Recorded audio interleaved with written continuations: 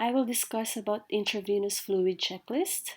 I believe this checklist was already discussed to you during your fundamentals of nursing, and you already performed most of the procedures in IV checklist through video recording.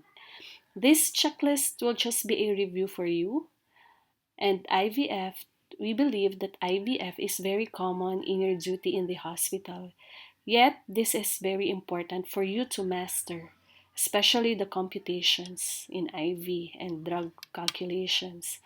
In this checklist, I added dosage calculation, but before demonstrating the checklist, I will review you of the dosage and calculations. What is intravenous fluids? It is also known as intravenous solutions. They are supplemental fluids used in intravenous therapy to restore or maintain normal fluid volume and electrolyte balance when the oral route is not possible. And IVF fluid therapy is an efficient and effective way of supplying fluids directly into the intravascular fluid compartment and replacing electrolyte losses, and administering medications and blood products. What are the aims or the purpose of IV administration? Number one, it avoids dehydration. Number two, it maintains an effective circulating volume. Number three, it prevents inadequate tissue perfusion during a period when the patient is unable to achieve these goals through normal oral fluid intake. So, meaning IV fluid could cause hydration in case there are dehydration. What are the types of intravenous fluid regulations? Actually, there are two ways to regulate the amount and rate of fluids given during intravenous therapy. It could be manually or using an electric pump. Both methods require the nurse to check your IV regularly to be sure you're getting the correct amount of fluid. Manual regulation is the nurse increases or decreases the pressure that a clamp puts on an intravenous tube to either slow or speed the rate of flow. That's the thing that we do manually during our checklist. They can count the number of drops per minute to make sure that the rate of flow is correct and is adjust it as needed. And then we have electric pump. The rate of flow in your IV can also be modulated with an electric pump. The nurse programs the pump to deliver the desired amount of fluid into the IV at the correct rate. So this is the infusion pump. In MAMC or AMCM, they use infusion pump, especially in pedia, because they need to infuse the exact amount of IV or even medications in pedia. That's why they use an infusion pump. Let's now review the intravenous fluid calculations.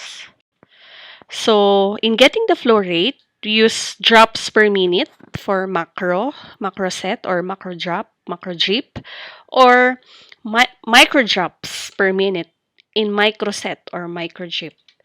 So, I will just make the formula easier to remember. We have the volume in cc or ml times drop factor divided by the hours to consume times 60. The cc is 1 cc is equivalent to 1 ml. So you can use either cc or ml. And the drop factor is the if it's macro or micro. So, consider the drop factor. If micro, you will use 60. And macro, you will use 15 or 20 drops per minute. Or it depends on the institution or the hospital. So, hours to consume is the number of hours you will consume. It could be 8 hours, 5 hours, and times 60 is constant. Okay? So how will you know if it's micro or macro with the drip chamber? So macro set, that's the example. So there is no needle in the drip chamber. However, in micro set, there is a needle in the drip chamber. Can you see the circle, the red circle? That's the needle. So in solu set, usually it's micro set. So let's answer the example. So the doctor ordered 1000 cc or 1000 ml of D5 water to run for 8 hours. Compute the flow rate. So the drop factor is 15. As I said a while ago, the drop factor depends on the affiliating hospital. So if 15, it's macro set. So this is the formula. Just substitute the problem to the formula. So the given numbers. So 1000 cc times 15, which is the drop factor, divided by 8 times 60, hours to consume times 60.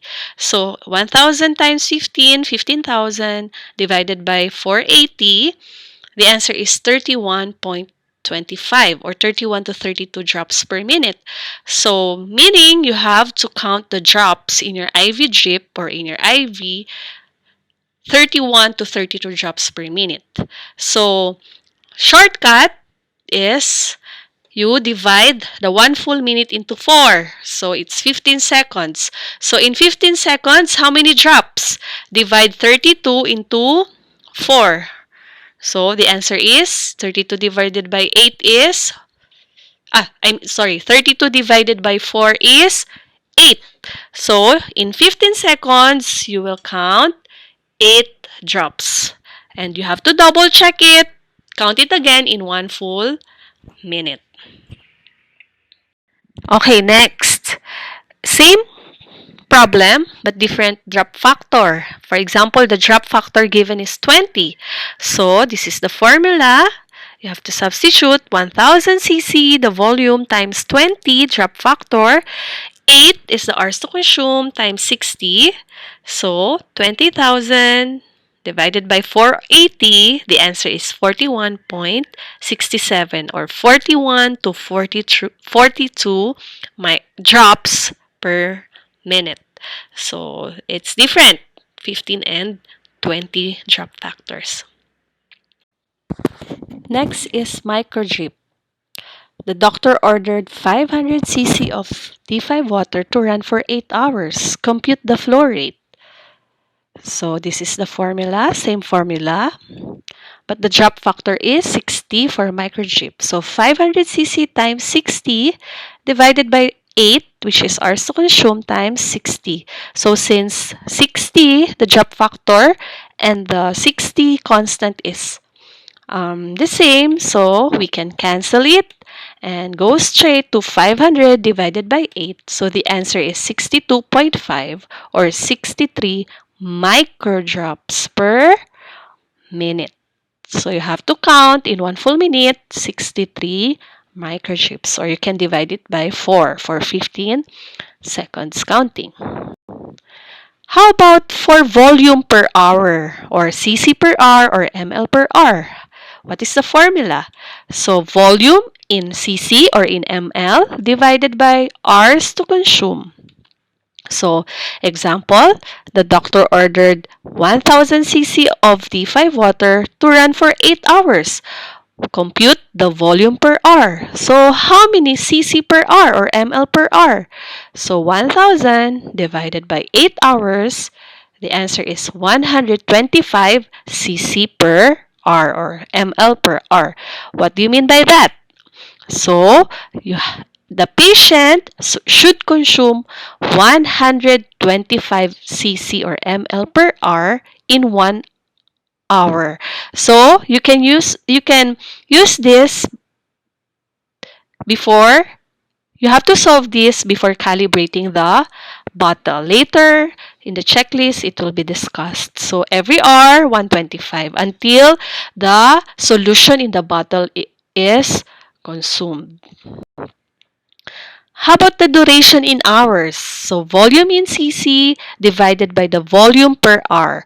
So, for example, D5 LR 500 cc is about to be consumed, and then you hooked Number 3, D5LR 500cc at 1:30 p.m. With a rate of 56cc per hour, what is the approximate time IVF number 3 will be consumed? So 500cc, the volume, divided by the volume per hour, which is 56cc per hour. So the answer is 8.9 or 9 hours.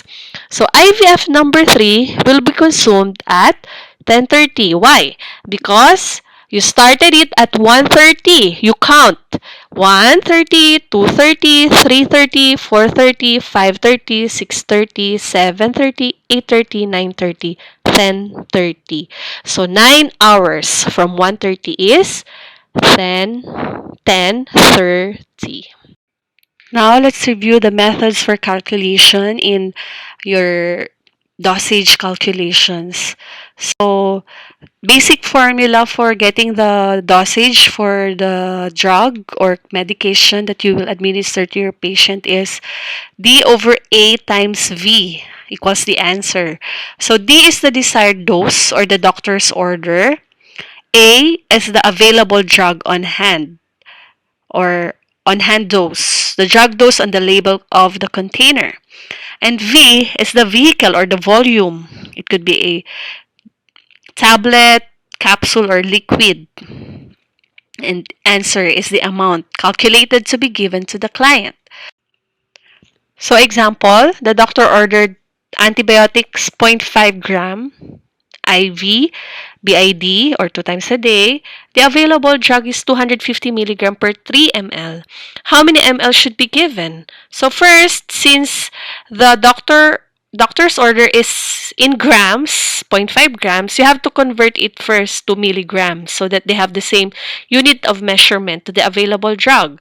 So 0.5 gram is equal to 500 milligrams if you will convert it to milligrams. So 500 milligrams divided by 250 milligrams, which is the 500 is the doctor's order, 250 is the available, times 3 ml, the volume or the vehicle. So the answer is 6 ml. So you have to give 6 ml of medication to the patient. Okay, let's start with a checklist. First is the assessment. Counter-check written doctor's order. The type of solution, route of administration, rate of infusion, duration of infusion, physician signature. This is the most reliable source and only legal record of medications patient is to receive. This also ensures patient receives the correct medications.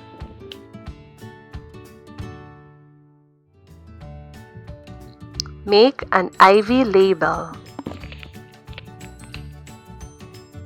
Assess patient's medical and medication history. Indicates type of appropriate IV solution to be used and patient's need for medication. Assess compatibility of medication with existing IV solution. Medications that are incompatible with IV solutions result in clouding or crystallization of solution in the IV tubing, which could harm the patient. Assess patency of patient's existing IV infusion line.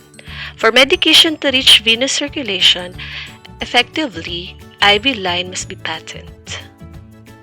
Assess IV insertion site for signs of infiltration or phlebitis, like redness, pallor, swelling, and tenderness on palpation. Confirmation of placement of IV needle or catheter and integrity of surrounding tissues ensure that medication is administered safely. Assess patient's history of drug allergies. Effects of medications can develop rapidly after infusion. Be aware of patients at risk. Assess patient's symptoms before initiating medication therapy. It provides information to evaluate the desired effects of medication. Planning. Expected outcomes. Patient experiences no adverse reactions. Medication infuses within desired time frame. patient's IV site remain intact without signs of swelling or inflammation or symptoms of tenderness at site. And lastly, patient is able to explain medication purposes, action, side effects, and dosage. Implementation. Perform hand hygiene. This reduces transmission of microorganisms. Assemble medication and supplies at bedside. Red and black ball pens, tape, micropore or transpore, IV solution, IV set. In our checklist, we will use Soluset. 2 pieces 3 cc or 5 cc syringe, antiseptic swab or cotton balls soaked in alcohol in covered container, medicine tray, and the medication. Compute for the appropriate flow rate, volume per hour, and the dosage of medication to be given to the patient. This will be given by the assigned clinical instructor. So, the use of mathematical calculation is to obtain correct rate. So, you will use either microdrip or macrodrip depending on the tubing that you will use. Determine how long each solution of IV should run.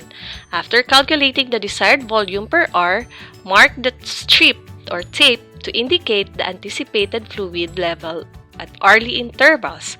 In short, you will calibrate. It provides even infusion of fluid over prescribed hourly rate. Using a strip or tape provides a visual scale to assess progress of hourly infusion. Example, hook D5IMB 500cc to run for 10 hours. Start infusion at 1 p.m. So, you will compute the volume per hour. 500 divided by 10 is 50. So, you'll have 50 cc per hour. So, we'll start at 1 p.m. It should be at 0 level. And then, at 2 p.m., it should be at 50. At 3 p.m., it should be at 100 level. So, you have to record the time using color coding. So, we usually use the color coding of pens in AMCM. So, 7 a.m. to 6:59 p.m., they use black. And 7 p.m. to 6:59 a.m., they use red. Next is place the IV label on the solution container with the drops per minute. It provides a pertinent information of the name of the patient, room number, IV solution, flow rate, and signature of the nurse. Verify patient's identity. It improves medication safety. Explain the purpose of the procedure to the patient or significant others. It poses patient education. Remove old IV fluid container from IV pole and quickly remove spike from old solution container, and without touching tip, insert spike into the new container. Hang the solution container on IV pole, check for air in tubings. If bubbles form, you have to remove them. Gravity assists with delivery of fluid into drip chamber. Squeeze the drip chamber gently until it is half full of the IV solution. Reduces risk of air entering into the tubing. Regulate flow rate according to order. So, since 500 to run for 10 hours, you have to count 50 drops in 1 minute. Here, you have to show your CI that you are regulating the correct drops per minute. It can be in 15 seconds or in 1 full minute, so that we will know that you already know how to regulate an IV of the patient. To continue, we'll learn how to incorporate medication into Soluset. So first, you have to make a medication card because it provides a pertinent information of the name of the patient, the room number, the date ordered, medication, dosage and time of administration, attending physician, and signature of the nurse. So the order is ampicillin 125 mg IV every 12 hours. So the time is 8 a.m. to 8 p.m. And the available drug is 125 mg per 2 ml.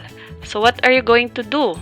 You have to compute first 125 divided by 125 times 2 is equals to 2. Here you will see that I will aspirate 2 ml as my diluent for if the medication is in powder form. So you have to aspirate 2 ml of sterile water.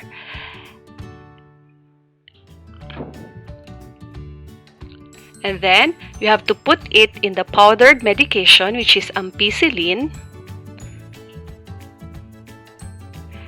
And then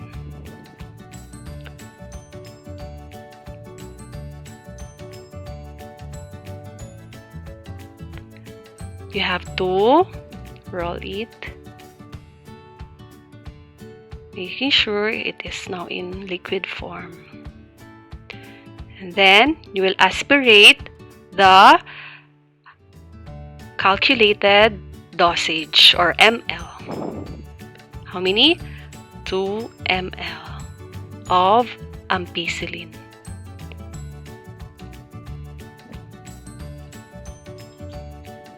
So aspirate prepared right drug with correct dose. Prepares medication for administration.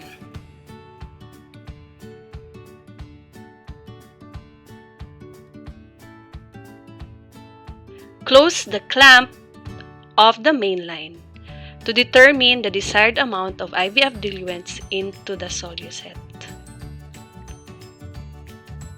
Fill desired IVF diluents into soluset by opening the clamp from the bottle. Usually, we add 30 ml, or it depends on the manufacturer of the medication.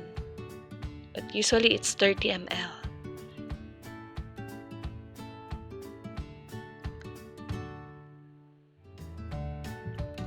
Then close the clamp after and check to be sure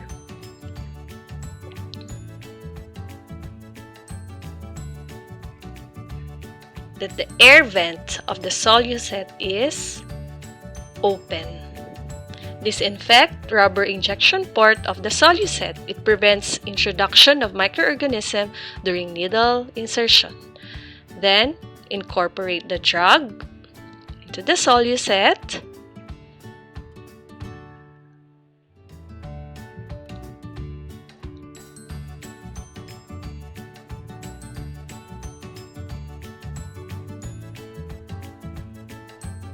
Then mix gently. Mixing gently mixes medication with solution in soluset to ensure equal distribution.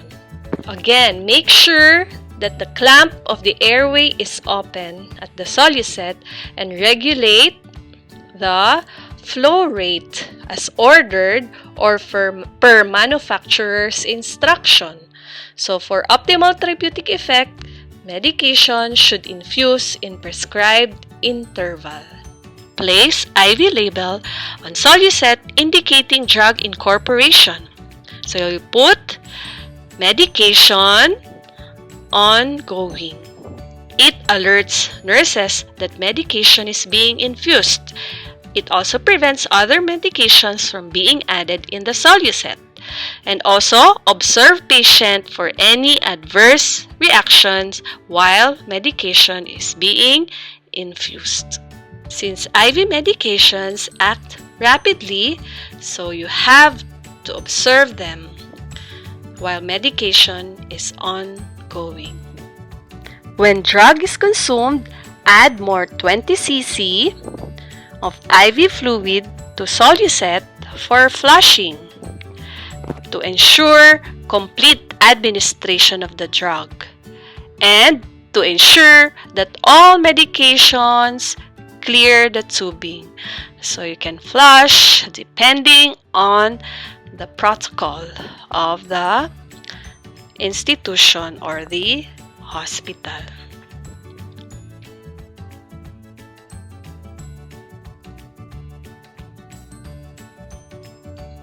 If flushing is finished, you close the main line.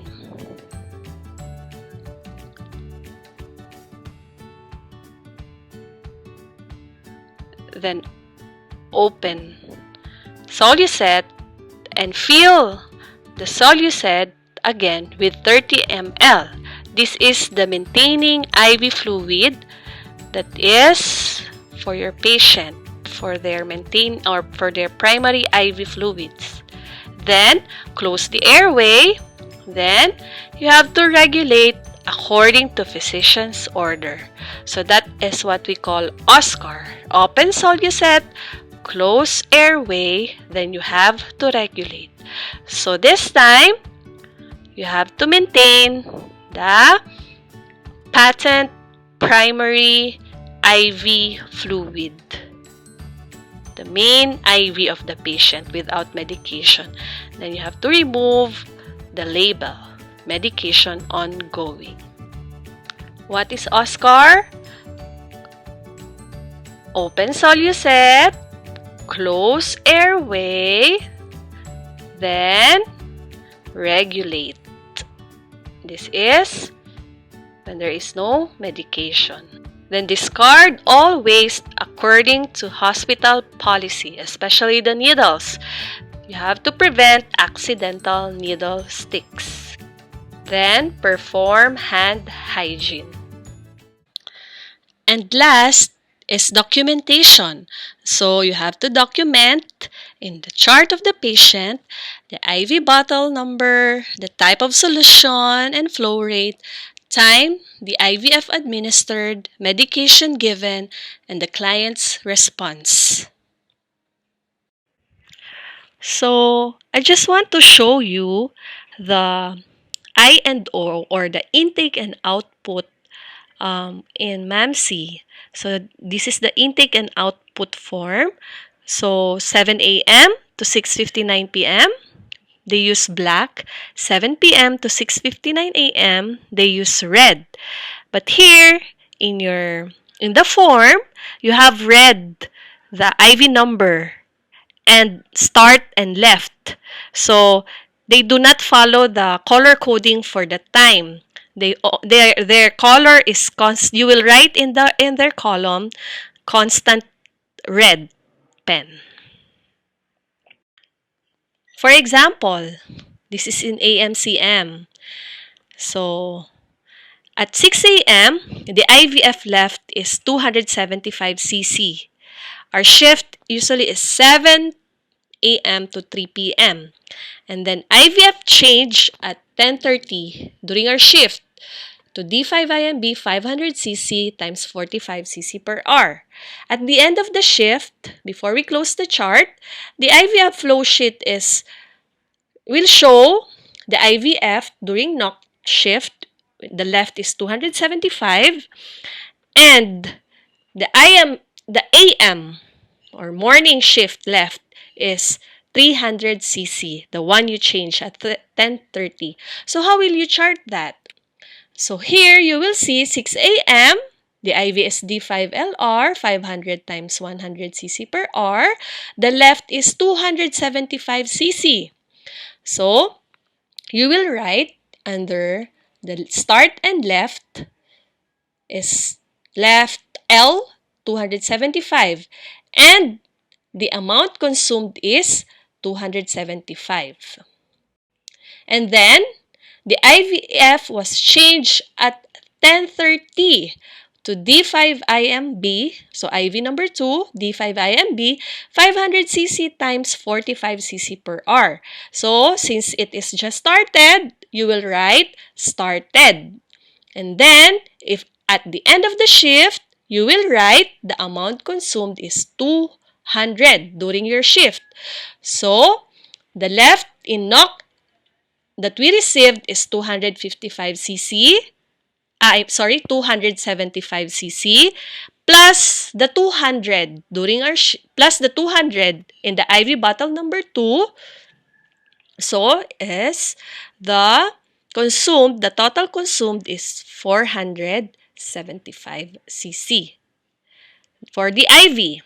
And then you will endorse it to PM shift, IV bottle at 2 p.m., IB bottle number 2, D5IMB 500 times 45 cc per hour, AM left. So we'll put L in red, L dash 300. That is the AM left, meaning the PM shift will receive 300 cc of IV during their shift, at the start of their shift. By the way, the fluid is constant. The color is constantly black. So, and the amount depends, and the time depends on the color coding of pens.